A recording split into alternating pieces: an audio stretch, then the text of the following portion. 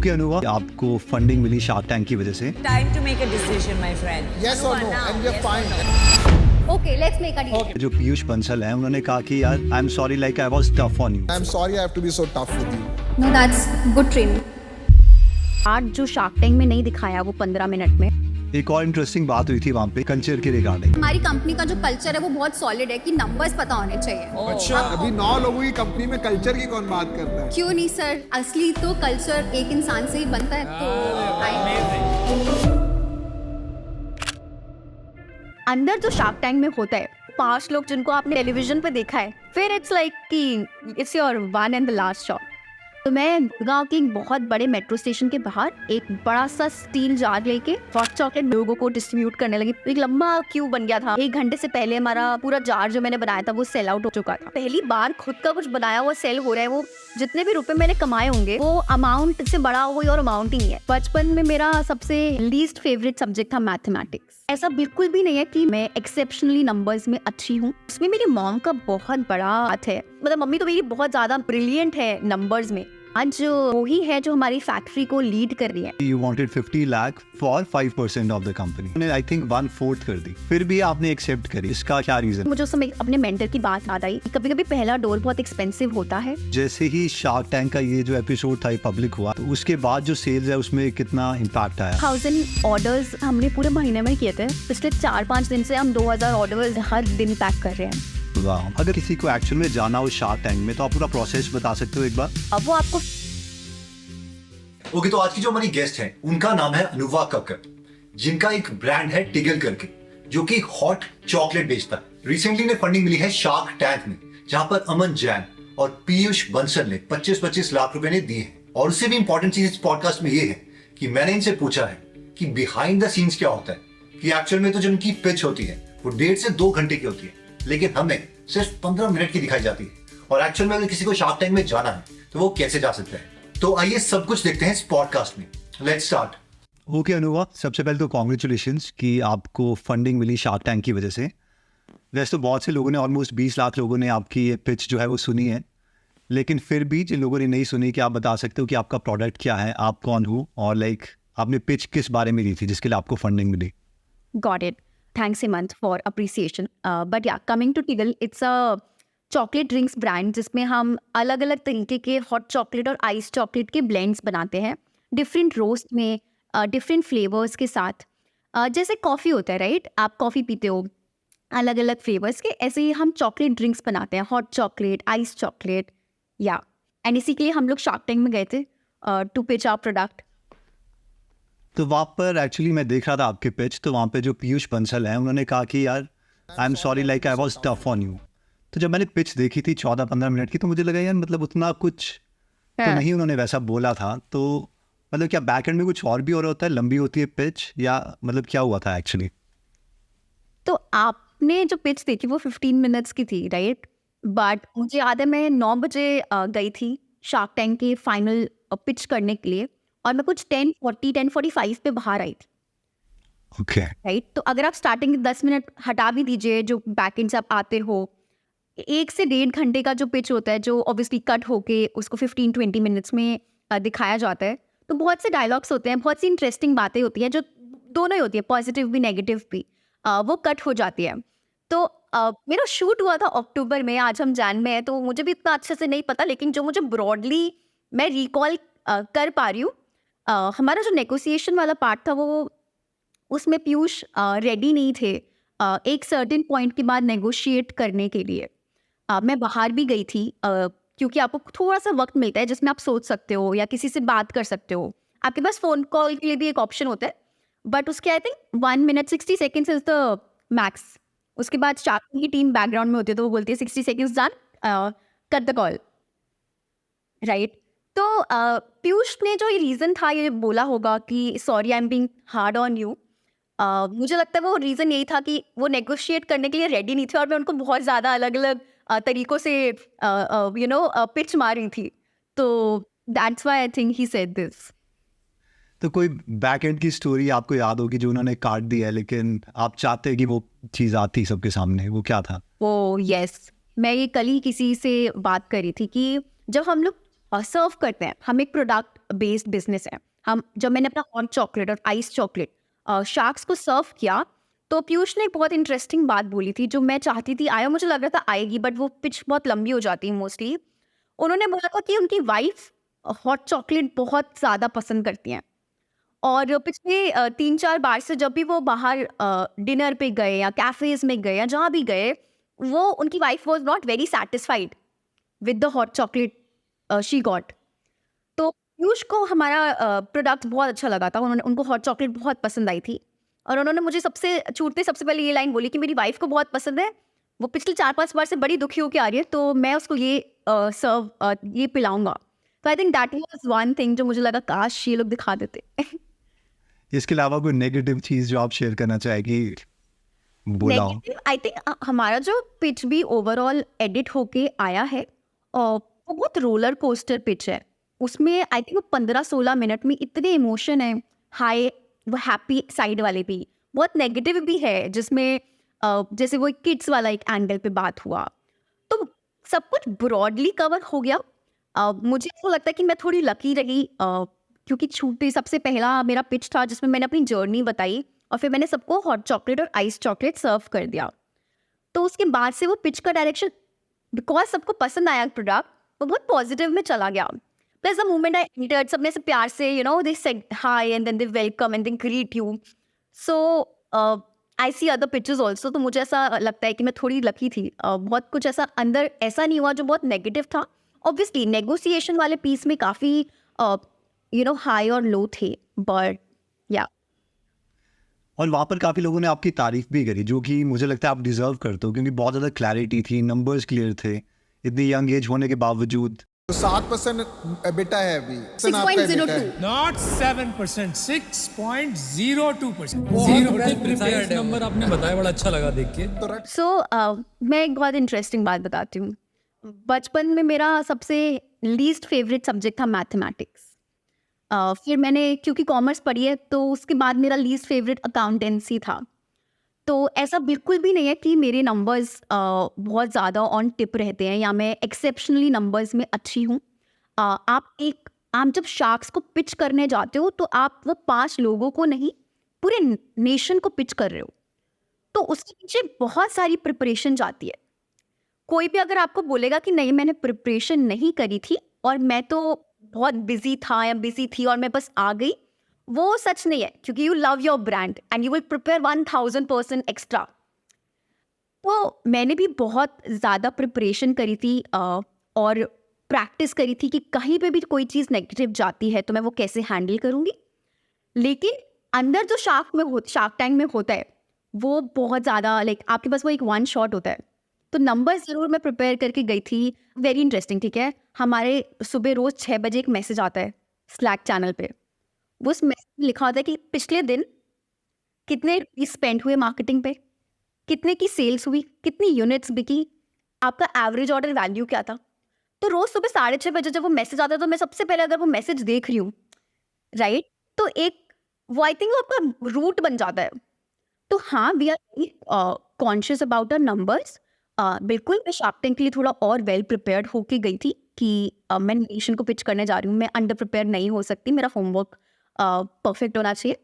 But उसके अलावा जो भी हुआ, जैसे वो किड्स वाली बात हुई, प्रोडक्ट से रिलेटेड जो भी चीज़ें आई, वो सब एक बहुत नेचुरल डिस्कशन था जैसे आपका और मेरा आज हो रहा है। और एक और बहुत इंटरेस्टिंग बात हुई थी कि जब आप वैल्यूएशन एटलीस्ट एक्सपेक्ट कर रहे थे तो it was like close to 10 CR या कि आई थिंक नंबर्स वर कि you wanted 50 lakh for 5% of the company, but eventually उन्होंने आई थिंक 1/4 कर दी, और प्लस उसके ऊपर रॉयल्टी भी, जब तक उनको डबल पैसे नहीं मिल जाते। बिल्कुल। फिर भी आपने एक्सेप्ट करी, तो इसका क्या रीज़न है? मतलब क्योंकि बहुत नीचे कर दिया था इसे नंबर को। नहीं बिल्कुल, आई अग्री विद यू। और जब मैं शार्क टैंक को एग्जिट कर रही थी तो मेरे को अंदर से ये लग रहा था कि क्या मैंने जो डिसीजन लिया है वो सही है भी या नहीं। मल्टीपल थॉट्स थे और मैं आपको बताती हूँ इसका रीज़न क्या है। जो एक पार्ट जो शार्क टैंक में नहीं दिखाया वो 15 मिनट में, जो इंडस्ट्री से हम बिलोंग करते हैं, उसमें आपकी सेल्स का 3x to 5x आपको वैल्यूएशन मिलता है, राइट। प्रॉफिट का तो नहीं, क्योंकि बहुत सारी कंपनीज और प्रॉफिट बनाना ही बड़ा मुश्किल हो जाता है ना। तो मैं भी उतना ही अंडर वैल्यू करके मैं गई थी, ऐसा नहीं था कि मैंने बहुत ज़्यादा ही वैल्यू कर दिया था। लेकिन एक बात जो शायद आई थिंक पीयूष ने बोली थी कि आज हम आप टिगल को वैल्यूएशन नहीं दे रहे, राइट? आज हम टिगल को वैल्यू नहीं कर रहे 3x 5x जो भी इंडस्ट्री स्टैंडर्ड है, आज हम आपके ऊपर बेट ले रहे हैं।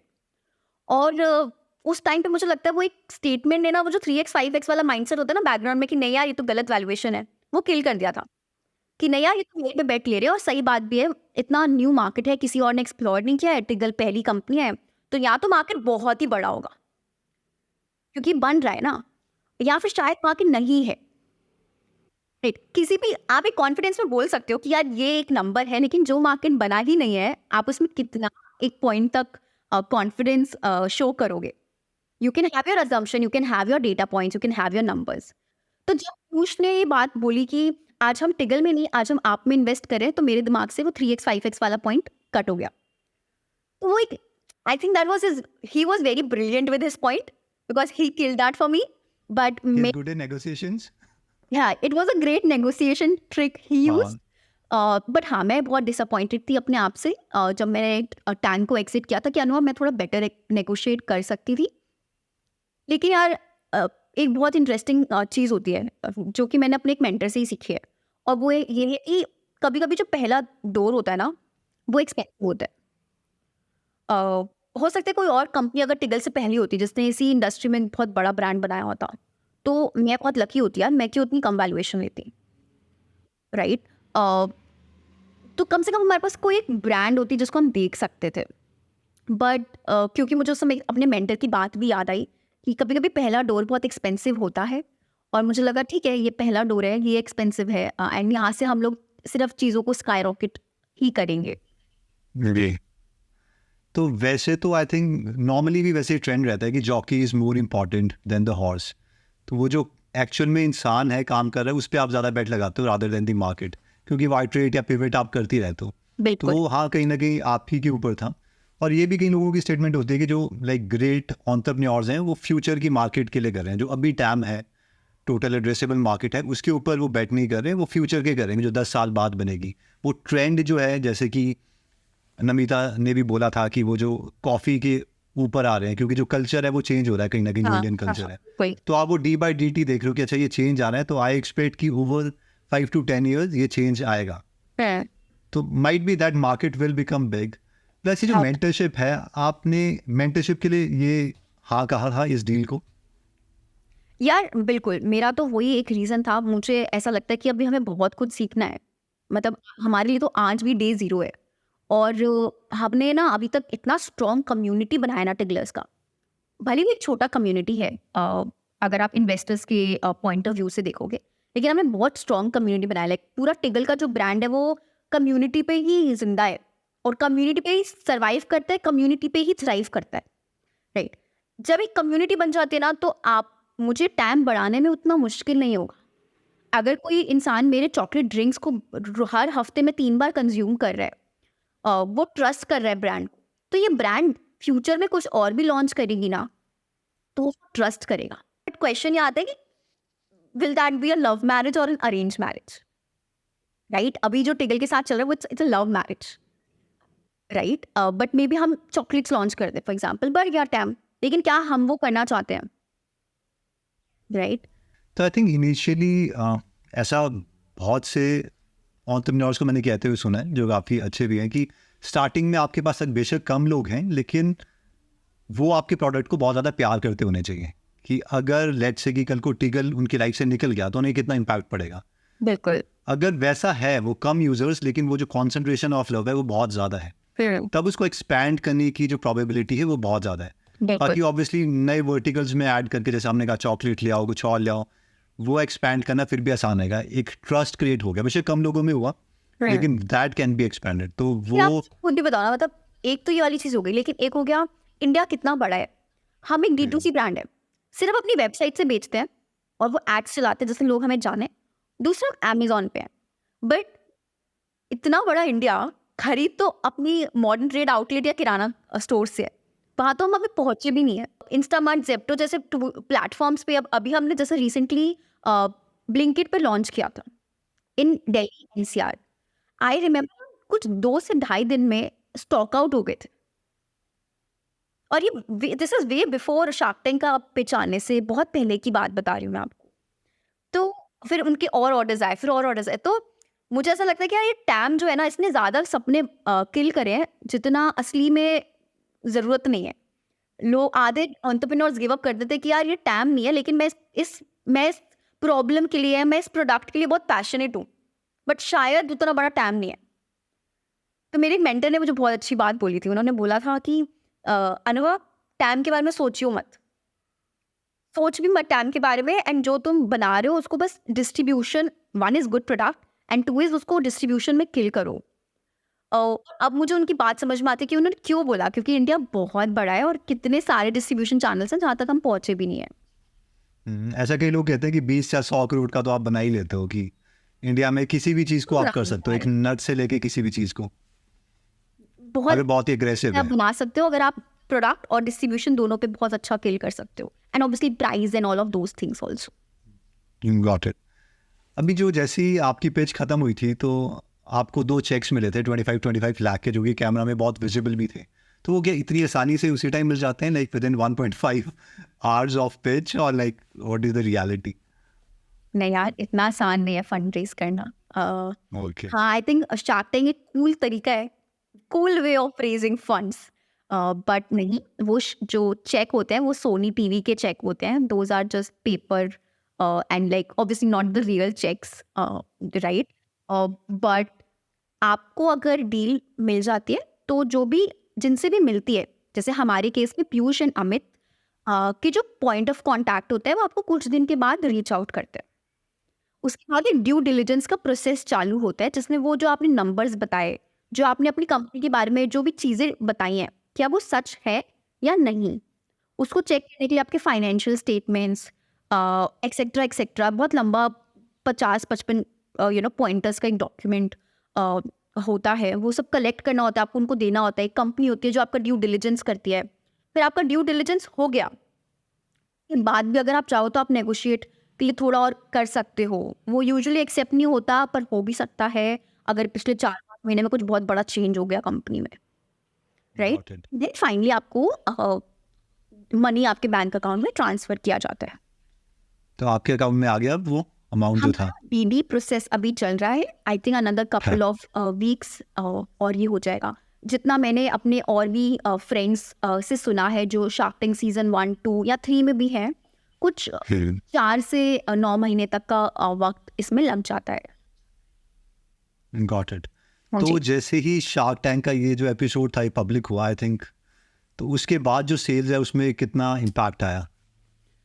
इतना इम्पैक्ट आया कि मैं अभी आपसे बात करने के लिए फैक्ट्री से भाग के आई और मेरे बालों में चॉकलेट लगी थी, तो मैंने उसको हटाया और बहुत ज़्यादा इंसेनिटी है। मतलब मेरे घर वाले भी आ गए फैक्ट्री में कि चलो हम भी पैक करवाते हैं और तुम्हारे साथ बैठ के ऑर्डर्स, क्योंकि लोग कम पड़ जाते हैं और बहुत क्रेजी जंप आता है। मतलब हमारा फ़ोन नहीं रुक रहा, इतने ईमेल जो मेरे पास 2-2, 3-3 महीने में नहीं आते, तो वो एक रात में आ रहे हैं आजकल, और पता नहीं कहाँ से आ रहे हैं। लिंक्डइन एक्सप्लोड हो जाता है, आप वो जो ग्राफ होता है सेल्स का वो इसे अपटिक जाता है। तो वो एक बहुत अच्छा एक्सपीरियंस भी है, लेकिन you really need a very very strong team to handle all of that. तो क्या आप इसको क्वांटिफाई कर सकते हो एग्जैक्टली? लेट्स से कि आपने पिच में कहा था कि 2000 से 3000 प्रोडक्ट्स इन 1 मंथ, तो ऑर्डर्स अब क्या नंबर्स हैं ऑर्डर्स इन 1 मंथ? या 2000 ऑर्डर्स पिछले अप्रैल मई में हमने पूरे महीने में किए थे। पिछले 4-5 दिन से हम 2000 ऑर्डर्स हर दिन पैक कर रहे हैं, wow. Right? So obviously that हमारा पिछले 3 महीने में जिस नवंबर, दिसंबर, जनवरी भी अच्छा टिक गया था। उसके कंपैरिजन में भी अगर मैं बताऊं, जो मैंने जनवरी में सेल्स करी वर्सेस जो मैं आज कर रही हूँ, उसमें 6x का जंप है, जो कि एक काफ़ी सिग्निफिकेंट जंप है। हाँ, लाइक फिर मतलब कितना हो गया ये? या around Which is like- orders in 1 day. तो लाइक दिस इज लाइक कि 3 years of sale that you were doing in 1 month? Not 3 years of sales, obviously April में कर रहे थे यार हम लोग, उसके बाद ग्रोथ हुआ। आप जैसे हाँ। To give you more sales wise number also, in December of 2023 we did around 32-33 lakhs का sales in full 1 month, right? अभी हमने पिछले 7 दिन में ही इतना सेल्स ऑलरेडी कर लिया है, राइट? या तो उसके बाद जैसे काफ़ी लोग बोलते हैं कि एक बार पीक तो आती है लेकिन उसके बाद ये फिर वो जो स्लो डाउन भी होना स्लो डाउन हो जाती है। बिल्कुल होगा ना। वो तो एक इम्पल्सिव बाय भी होता है कि यार नेशनल टेलीविजन पे आपने एक प्रोडक्ट देख लिया, जितने लोगों को मंगाना था वो पहले 10, 15, 20, 25, 30 दिन में मंगा लेंगे, फिर वो एक डाउन आएगा। लेकिन मुझे ये भी लगता है कि हमारा जैसा product, right, for example dark hot chocolate sachet आते हैं, ये 10 कप्स बनाता है, ये बंदे का 15 दिन चल जाएगा, 30 दिन चल जाएगा, उसके बाद वो ख़त्म हो जाता है। उसके बाद आप कितना अच्छे से, या तो first the most important thing है उसको प्रोडक्ट पसंद आया या नहीं आया, राइट? हेमंत ने पिया और हेमंत को बहुत पसंद आया तो हेमंत का मन ज़रूर करेगा, लेकिन हेमंत को हो सकता है आलस आ जाए कि अच्छा मैं दोबारा ऑर्डर करूँ, अच्छा मैं अमेज़ॉन खोलूँ, मैं वेबसाइट खोलूँ। तो वो हम कितना अच्छे से आपको पुश कर सकते हैं कि शाम को आपको एक टिगल की तरफ से मैसेज आया कि hey Hemant, reminder to have your cup of Tiggle, and Hemant kitchen में गए और उनको रियलाइज़ हुआ है ही नहीं मेरे पास, तो उन्होंने फिर ऑर्डर कर दिया। Got it. या तो there is also subscription service for this कि कोई ऑप्ट कर पाए सब्सक्रिप्शन सर्विस के लिए कि हर मंथ या आफ्टर। यार अभी नहीं है, लेकिन हाँ डेफिनेटली हम नियर फ्यूचर प्लान कर सकते हैं। बेशक पीक भी आएगी और डाउन भी होगी। आई थिंक जो पिछला वाला सेल्स है उसे तो ऊपर ही सेटल होगी। हाँ, जो शार्क टैंक के प्री शार्क टैंक सेल से तो ऊपर ही बेंचमार्क सेट होगा। मेरा भी वही अजम्पशन है, बट आई थिंक अभी हमें भी बहुत टाइम नहीं हुआ, कितना कुछ 10 दिन हुए हैं मुश्किल से आए हुए, तो देखते हैं कैसा एक्सपीरियंस रहता है। हाँ, प्लस आई थिंक मुझे लग रहा था कि जैसे शार्क टैंक में इन्होंने डील इन्हें पहले कर लेनी चाहिए थी, ताकि क्योंकि ये वाली पीक आएगी ये तो इनको भी पता है। तो हाँ। उस टाइम क्योंकि आप रॉयल्टी पे भी थे तो वो ज़्यादा बेनिफिट हो जाता है इनको। हो जाता है, लेकिन आप अभी देख रहे हो महीने का या 2 महीने का या 3 महीने का, राइट? वो पूरा साल का। पूरे साल में जो आपके नंबर्स बैठते हैं, वो उसमें 1 महीना का कंट्रीब्यूशन कितना है वो बहुत मायने रखता है। ऐसा नहीं है ना कि हम और प्रोडक्ट्स लॉन्च नहीं करेंगे, अगर और प्रोडक्ट्स लॉन्च करेंगे तो मार्केटिंग में भी जाएगा। अब हम रिटेल जा रहे हैं, रिटेल में बहुत पैसा लगता है फॉर एग्जांपल, और रॉयल्टी जो हम लोगों ने नेगोशिएट की थी वो उसी पे की थी कि अगर हम प्रॉफिटेबल होंगे तभी हम करेंगे, अगर हम प्रॉफिटेबल नहीं है तो हम नहीं करेंगे। Got it. और प्रॉफिट का अमाउंट डिसाइड नहीं किया, like if the profit is 1 rupees then also 2% will go, हाँ, या फिर उसमें भी कुछ कंडीशन है? टर्म शीट आएगा, तब वो छोटी छोटी जो चीज़ें होती हैं, शार्क टैंक मुझे लगता है बहुत ब्रॉड तरीके से आपने एक डील फिक्स कर ली, बट वो जो जो टर्म शीट होती है जो लास्ट फाइनली आपको रिसीव होती है, जिसमें एक एक डील का पॉइंट समझाया गया होता है, वहाँ पे we will have to consider all of these things as well. Got it. तो जैसे मार्केटिंग स्पेंड था आपका वो 109 रुपीज़ के आसपास था, तो वो भी कम हुआ है इससे, क्योंकि अभी तो मार्केटिंग जो ऑर्गेनिक ही आ रही है। बिल्कुल यार, वो हमने एक्चुअली शार्क टैंक हमने अक्टूबर में शूट किया था, अभी 31 जैन को हमारा एपिसोड आया है, तो उस दौरान भी हमने थोड़ा कम करना धीरे धीरे चालू कर ही दिया था। बट अगेन आप वो 3 महीने में या 2 महीने में क्या कर रहे हो वर्सेस अभी कम कर दिया, हो सकता है मैं सितंबर में जाके मुझे नया प्रोडक्ट लॉन्च करना है, मुझे बढ़ाना पड़े, तो वो बैलेंस आउट हो जाएगा। Got it.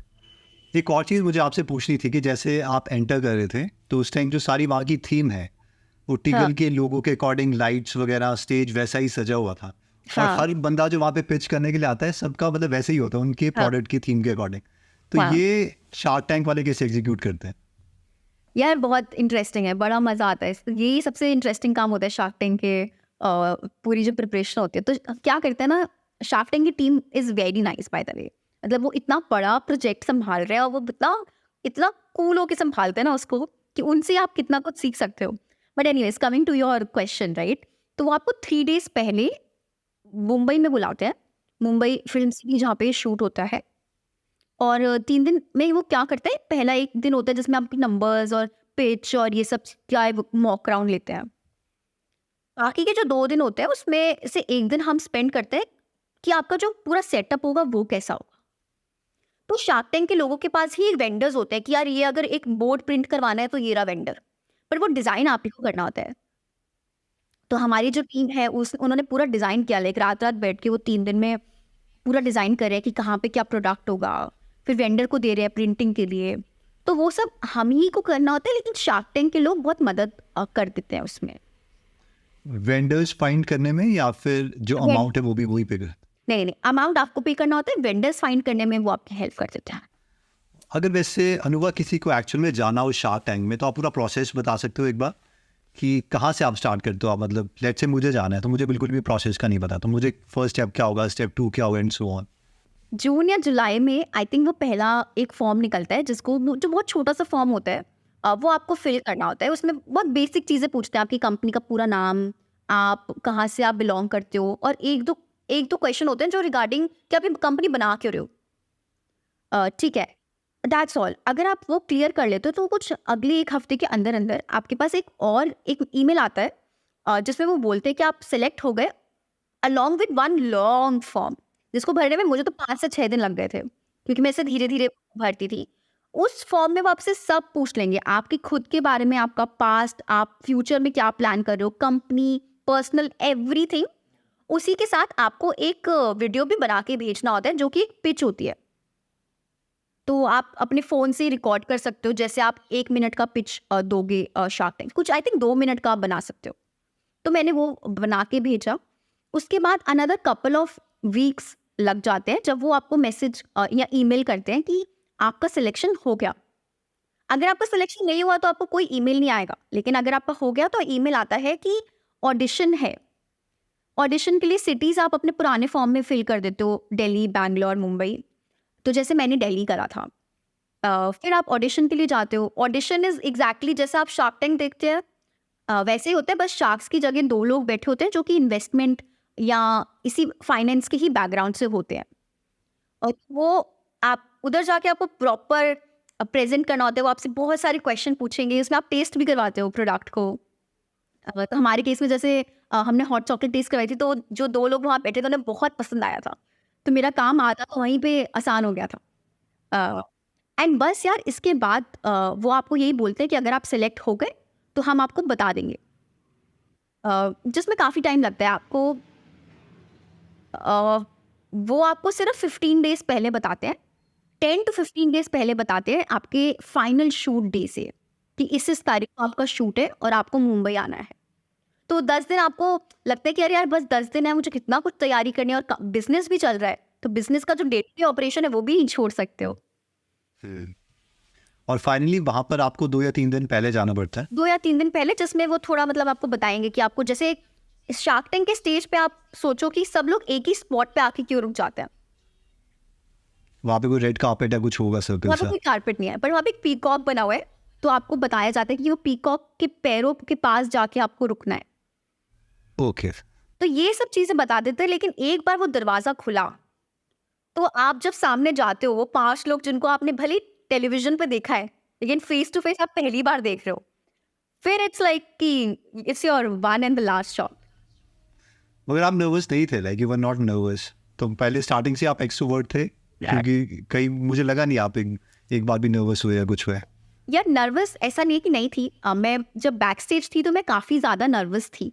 फिर जिन्होंने मेरा इंटरव्यू या ऑडिशन लिया था, क्रिश उनका नाम है, तो वो मेरे पास आए, उन्होंने मुझे बोला कि अनवा, तुम जैसे अपने ऑडिशन पे थी ना, वैसी रहना, अपनी जो तुम दिखाओगे शार्क्स को वही तुम्हें रिफ्लेक्ट होगा। तुम नर्वस होके जाओगे तो शार्क्स को भी आप पे इतना कॉन्फिडेंस नहीं आएगा। तो आई थिंक लास्ट मोमेंट जो उन्होंने मुझे बोला, आई थिंक वो बहुत एक सिग्निफिकेंट वैल्यू का था अंदर जाने से पहले। You got it. वहाँ पर अनुपम मित्तल ने आपको ये भी कहा था कि जो मार्केट है वो अनुभव से ही नहीं बनती, मतलब हमारा खुद का एक्सपीरियंस हो सकता है वो अकेले का ही हो, लेकिन मार्केट जो एक्चुअली उनकी स्पेंडिंग हैबिट्स है वो बदलना सॉर्ट ऑफ मुश्किल ही है। अपने खुद के अनुभव से मार्केट नहीं बनता। यार वो बात उनकी बिल्कुल सही है।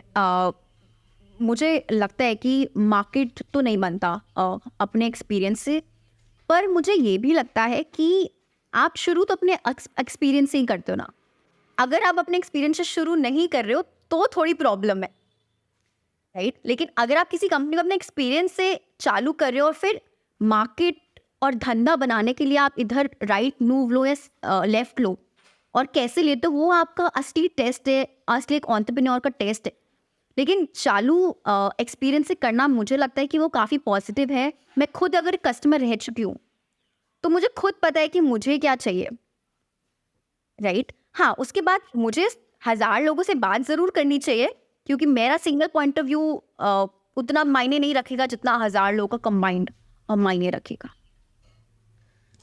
हाँ, और मतलब हमारे जैसे कितने लोग हैं जो उस मतलब चीज़ को मानते हैं। जैसे मान लीजिए आपको हॉट चॉकलेट है, तो हमारे जैसे कितने लोग हैं, वो बिल्कुल। टोटल मार्केट साइज करेगा। बट जैसे कि आपने कहा फिर कहीं और डिविएट पिवट कर सकते हैं।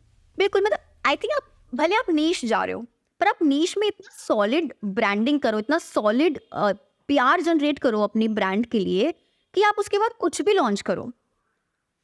वो एक ट्रस्ट रहना चाहिए। आप अकेले जो स्ट्रीट्स थी गुड़गांव की, वहाँ पर आप गए या आपने वहाँ पे भी कहा था कि पीछे की क्या स्टोरी है? तो मैं एक्चुअली ग्रेजुएशन के बाद गुड़गांव में जॉब करी थी, तब मैं वहाँ पे अकेले रहती थी एक पीजी में। और जब ये आइडिया आया तो मुझे किसी ने बोला था कि अपना आइडिया हमेशा $1 बिलियन आइडिया लगता है, राइट? क्योंकि मेरा आइडिया ना, तो ये तो $1 बिलियन आइडिया होगा, लेकिन उसको हमेशा टेस्ट कर लो। जितने कम पैसों के साथ और जितने कम रिसोर्सेज के साथ आप उसे टेस्ट कर सकते हो, वैलिडेट कर सकते हो, कर लो। तो वो चीज़ मेरे दिमाग में बहुत ज़्यादा आ गई थी कि यार मेरे दिमाग में आइडिया है, मुझे लगता है कि यार चॉकलेट ड्रिंक्स एक बहुत बड़ा कैटेगरी बन सकता है, पर मुझे आज नहीं पता, मेरे को लग रहा है बहुत अच्छा idea, let me test it out. तो मैं गुड़गांव के एक बहुत बड़े मेट्रो स्टेशन के बाहर चली गई, एक बड़ा सा स्टील जार लेके, कुछ पैम्पलेट्स मैंने प्रिंट करवाए, जो भी डिज़ाइनिंग मुझे आती थी, हॉट चॉकलेट बनाई कुछ 50 कप के आसपास, और मैं मेट्रो स्टेशन के बाहर चली गई, लोगों को डिस्ट्रीब्यूट करने लगी पैम्पलेट्स, और बोला कि यार टेस्ट करो ऐसे करके। तो एक लंबा क्यू बन गया था वहाँ पे, मतलब कि मुझे भी करना है। कुछ 1 घंटे से पहले हमारा पूरा जार जो मैंने बनाया था वो सेल आउट हो चुका था। तो उसके लिए आप चार्ज कर रहे थे? मैं 30 रुपये चार्ज करती थी उसके लिए। मैंने कहा कि फ्री में दूंगी तो लोग कहेंगे कोई स्ट्रेंजर फ्री में क्यों दे रही है, तो मैंने 30 रुपीज़ चार्ज करे थे। मेरे पैम्पलेट पे भी लिखा था ओनली फॉर 30 रुपीज़। तब मैंने इस कंपनी का नाम रखा था डिप्सी। बहुत रैंडम था, कुछ थॉट नहीं गया था उसके पीछे। वो इतना जल्दी सेल आउट हो गया, पहली बार खुद का कुछ बनाया हुआ सेल हो रहा है। वो जितने भी रुपए मैंने कमाए होंगे वो अमाउंट से बड़ा कोई और अमाउंट ही नहीं है। वो जो फीलिंग होती है to like sell your own product, अब लगता है हाँ ये तो मैंने बेच लिया, अब तो मैं कुछ और कर सकती हूँ।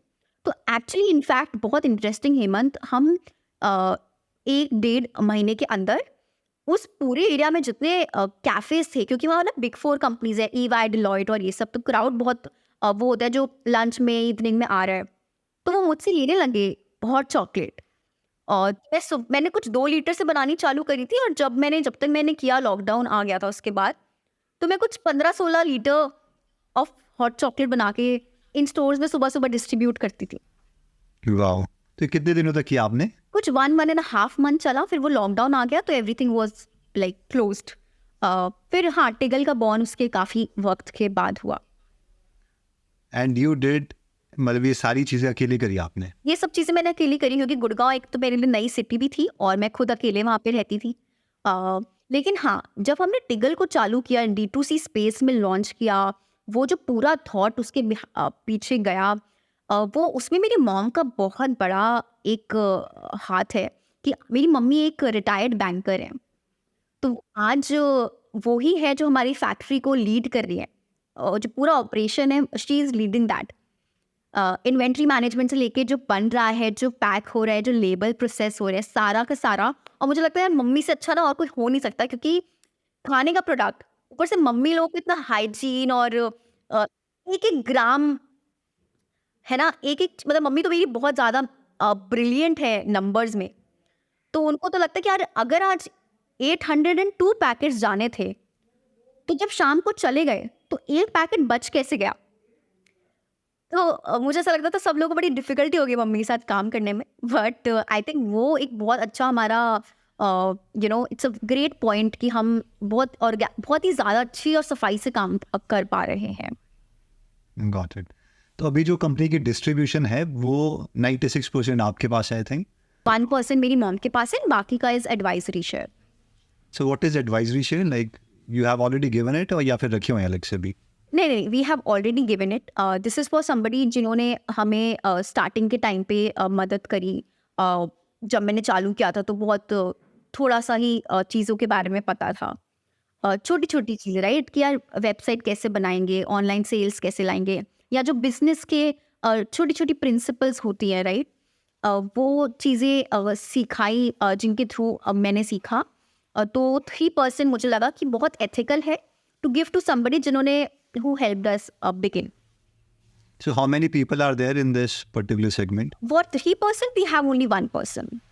Okay, only 1%. Yeah.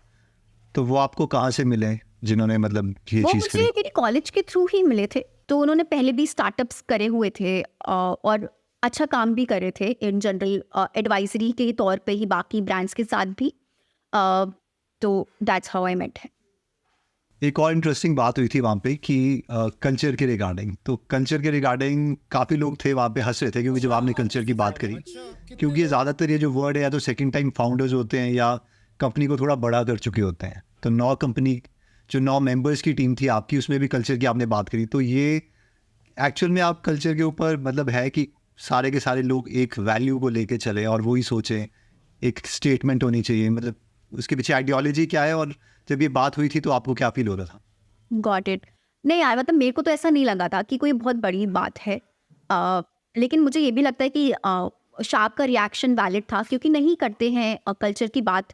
कल्चर नहीं सिखाया जाता एंटरप्रेन्योरशिप स्कूल्स में भी कि कल्चर की बात करूं, है ना।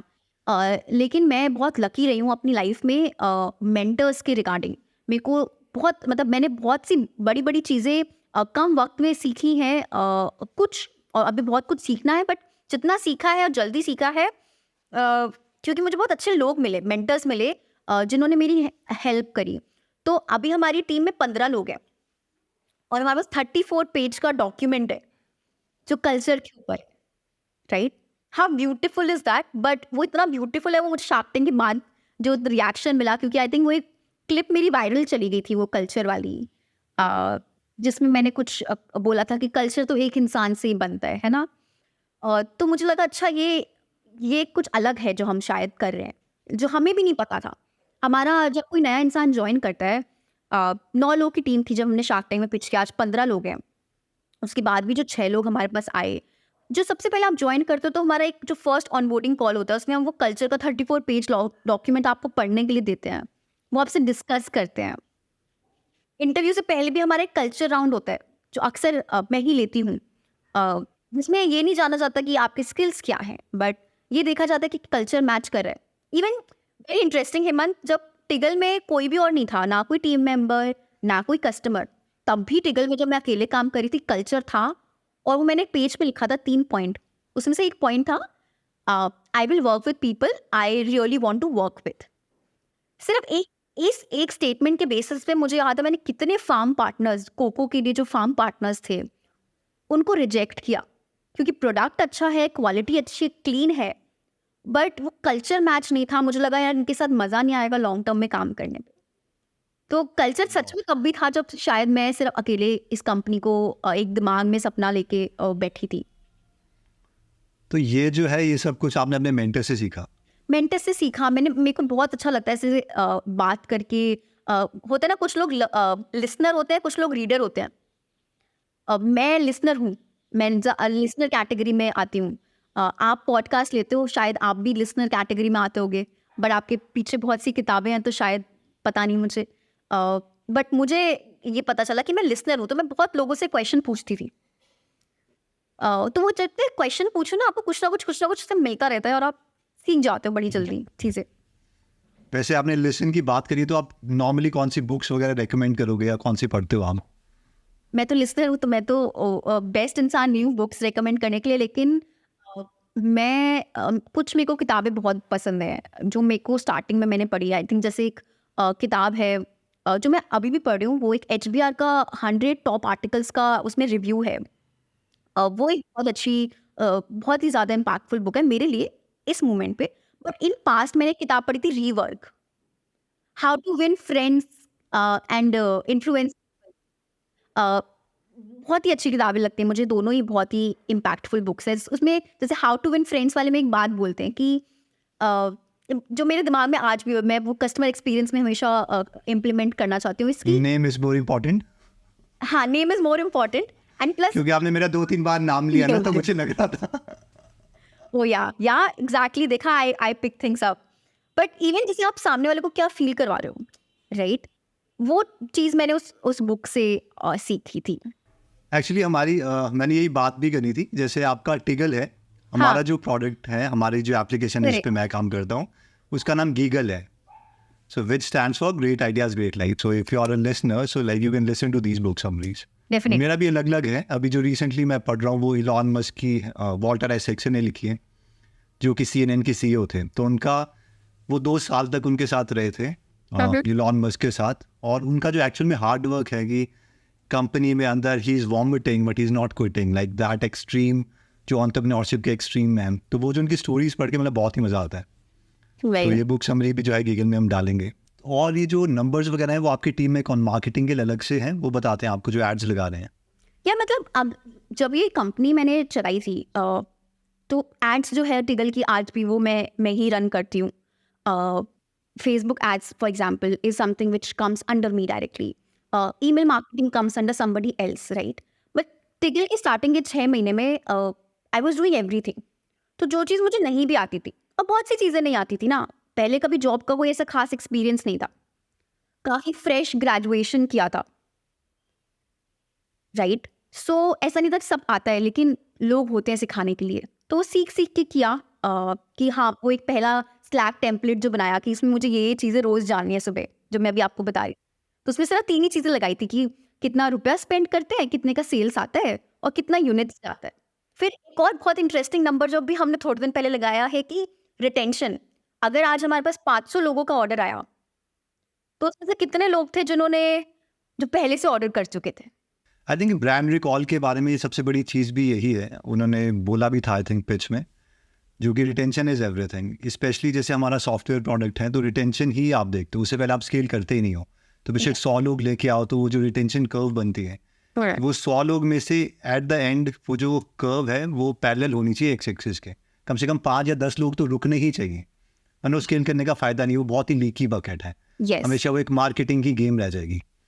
बिल्कुल. और बट वो प्रोडक्ट बेस्ड बिजनेस में वो बहुत मैटर भी करता है, राइट. वरना अगर आपने हेमंत ने एक बार टिगल को ट्राई किया और अगर वो दूसरी बार नहीं करे तो मेरा तो पूरा पैसा ही सिर्फ मार्केटिंग करने में लग जाएगा. अगर मैं आज अपने फेसबुक एड्स रोक दूं और सब मार्केटिंग रोक दूं तो क्या मेरे पास कुछ भी सेल्स नहीं आएगी. तो फिर there is a problem in the company, in the brand और द प्रोडक्ट. तो हाँ तभी क्यों. Right. One more thing, like how do you hire. जैसे आपने बोले कल्चर तो है, लाइक अदर थिंग्स आप क्या देखते हो, क्योंकि hiring is like very very important. Right. ये ना, तो अभी तो देखो टीम बहुत छोटी है, तो अब पेन पॉइंट के बेसिस पे हायरिंग होती है कि चलो यार ईमेल मार्केटिंग संभालने के लिए कोई नहीं है, उससे इम्पैक्ट होगा. ऑपरेशन लेबल प्रोसेस करने के लिए कोई चाहिए, या डिज़ाइन के लिए कोई चाहिए. तो वही एक रहता है कि प्रॉब्लम क्या सॉल्व करनी है हमको इस इंसान को इस टीम में लेकर आने से. हम जर्नलिस्ट लोग भी हायर करते हैं क्योंकि बड़ी ज़रूरत होती है छोटी कंपनी में जर्नलिस्ट की जो सब कुछ कर पाए. तो जब हमें एक बार पता है कि हमें कौन हायर करना है, उसके बाद फिर हम सारे प्लेटफॉर्म्स पे सर्कुलेट कर देते हैं. लिंक्डइन हो गया आपका, जॉब पोर्टल, इंटर्नशाला वगैरह पे भी हम स्टार्टिंग में काफ़ी करते थे. इनफैक्ट हमारी जो आज डिज़ाइनर है वो इंटर्नशाला के थ्रू ही उसने हमें ज्वाइन किया था. काफ़ी सारे अभी जैसे जो इशिता है हमारी मार्केटिंग में, ये लोग पहले से टिगल को कंज्यूम कर रहे थे, तो ये टिगल के कस्टमर थे. तो हमने ये किया तो वो आ जाता है कि मैं कस्टमर भी हूँ आपकी. तो एक वो एड ऑन बन जाता है कि यार ये तो कस्टमर है, तो ये तो कंपनी को और ज़्यादा जानता है. हमारा जो कस्टमर एक्सपीरियंस की जो टीम मेंबर है, प्रियांशी उनका नाम है, उन्होंने टिगल पिया हुआ था. और उनको जब उन्होंने अपनी क्वेरी रेस करी थी ना, तो उनको 48 आवर्स तक कोई रिप्लाई नहीं आया था. तो उन्होंने बोला यार ये तो गलत है, और मैं इस टीम को ज्वाइन करूंगी, तो मैं वो 48 आवर्स को 12 आवर्स में कन्वर्ट कर दूंगी. तो उनका नेगेटिव एक्सपीरियंस के साथ आई थी, बट अभी तो she is scaling it in Tiggle with customer experience. Right. So if anybody wants to join Tiggle, first they have to consume the product. Yes. तो अनुभव कुछ और आप ऐड करना चाहोगे लास्ट में for women entrepreneurs who are listening to you, कि उन्हें क्या करना चाहिए? इंटरेस्टिंग. यार मैं एक ही पॉइंट बोलूँगी जो भी मैं अपने लिए भी एक लर्निंग के तौर पे लेती हूँ. Everyone's journey is different. को समझना, को एक्चुअली में हक करना कि मेरी जर्नी भी एक अलग होगी, के बाद वो ना एक बहुत एम्पावरिंग लाइन है आई थिंक वो एक बहुत इंपॉर्टेंट चीज़ है, तो मुझे भी टाइम लग जाता है, आज भी मैं नहीं उस पर वो कर पाती। तो वो एक जानना कि यार सबकी जर्नी डिफरेंट है, और अगर मुझे स्टार्टिंग के 3 साल में इतना टाइम लगा, हो सकता है मैं चौथे साल में एकदम स्काई रॉकेट कर लूँ, मैं कुछ ऐसा अनलॉक कर लूँ। तो वो ट्रस्ट लोग तोड़ देते हैं, वो नहीं तोड़ना चाहिए यार। वो किसी के साथ पहले साल में हो जाता है, किसी के साथ 5वें साल में होता है, बट होता है। हाँ होता है, वो आती है एक जे कर्व जो है, हाँ। इवेंचुअली बनता है वो। Thank you so much Anuva for coming in the podcast, और आई होप जो यूजर्स एंड व्यूअर्स हैं उन्होंने बहुत कुछ सीखा होगा आपसे। Thank you so much. I hope so. Bye bye, thank you. Okay, तो एक बात, इस पूरे पॉडकास्ट की जो लर्निंग है वो मैं आपके लिए समराइज कर लेता हूँ। मेरे लिए सबसे इंपॉर्टेंट लर्निंग थी 2। 1, पावर ऑफ मेंटर्स। 25 की एज में उन्होंने बहुत जल्दी सीखा है, और वो सिर्फ एक रीजन की वजह से, मेंटर्स। अगर एक अच्छा मेंटर आपको मिल जाता है तो वो आपके 5-6 साल 10 साल जो लर्निंग के हैं वो जल्दी 1 या 1.5 साल में कंप्लीट करवा सकता है। और दूसरी जो सबसे इंपॉर्टेंट चीज मुझे लगी वो है इनकी परसिस्टेंस, कि जब ये 21 साल की थी तो खुद हॉट चॉकलेट बना के इन्होंने सड़कों पर वो हॉट चॉकलेट बेची। हम इससे कितने लोग ऐसा कर सकते हैं? सो आई होप ये पॉडकास्ट आपको अच्छा लगा होगा।